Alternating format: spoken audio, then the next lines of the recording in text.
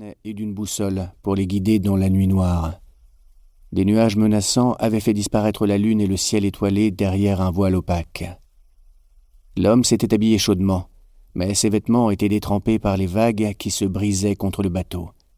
Ses muscles se contractaient et ses membres se rigidifiaient sous l'influence du froid. Les femmes et les enfants étaient sommairement enroulés dans des couvertures militaires. Personne n'avait de gilet de sauvetage. Soudain, ils entendirent le bruit sourd des hélices. Le capitaine coupa le moteur hors bord. De chaque côté de la barque, 2 personnes s'étaient mises à ramer. L'homme s'était porté volontaire. Les lumières dans le ciel semblaient indiquer la présence de 2 avions d'attaque. C'étaient des Ilyushin Sturmovik, la mort noire. Tout le monde retenait son souffle.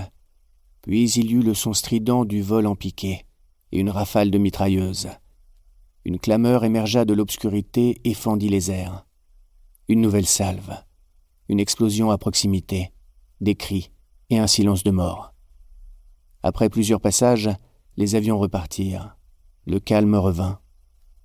L'homme ne savait pas combien de bateaux avaient sombré ni combien de gens avaient perdu la vie. Dans un premier temps, le capitaine décida de ne pas remettre le moteur en marche et les exhorta à ramer. La mer démontée ne leur accordait aucun répit.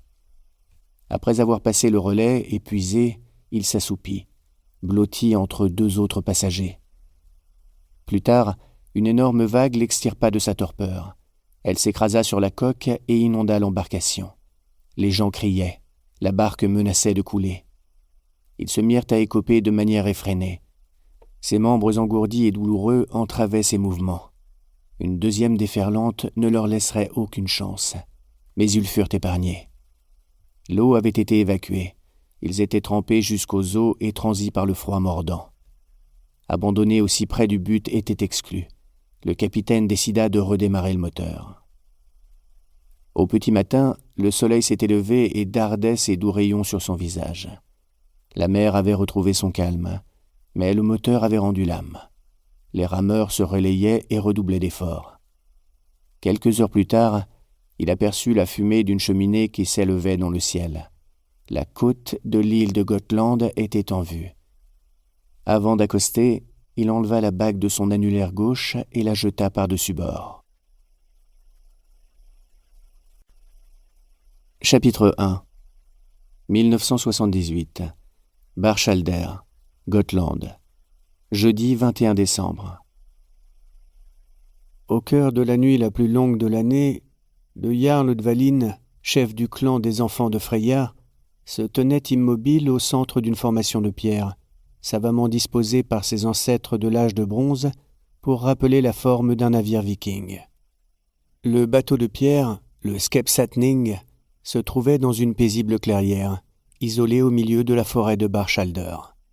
L'homme qu'on avait enseveli là près de 3000 ans plus tôt avait très certainement, grâce au drakkar de pierre, rejoint Helheim, l'un des 9 mondes où vivent les morts, dans une brume opaque et glaciale.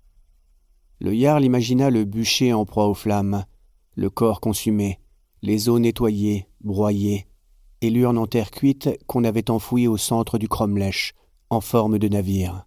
Il ressentait une énergie singulière émanée de ces lieux marqués par la présence des Vikings. De la neige tapissait le sol. Les membres du clan avaient déblayé les pierres en vue de la célébration. Le Jarl Dvalin contemplait la scène dans un profond silence. Tout autour du navire, ils avaient planté des torches de bois, enroulées de tissus imbibés de cire. Les langues de feu ondoyantes, au cœur bleu cerné d'un halo rouge-orangé, grésillaient dans le vent glacial. Pour présider le Yule-Blot, le Jarl Dvalin avait endossé sa tenue d'apparat. Il portait un casque de fer noir pourvu d'un renfort cruciforme argenté, finement ciselé, placé sur la calotte arrondie, à laquelle était fixé un camail qui couvrait le cou, la nuque et la naissance du visage. La visière d'airain, rapportée et ajourée en forme de lunette, rivetée au casque, ressemblait vaguement à un loup de carnaval. Il cachait la face et le nez, mais révélait un regard singulier, des yeux vairons. Un œil bleu-azur éblouissant de fraîcheur et un œil vert, de la couleur de la mer quand elle se trouble et que les algues remontent à la surface. Le Jarl s'était couvert les épaules d'un valchamre, une cape de plumes de faucon.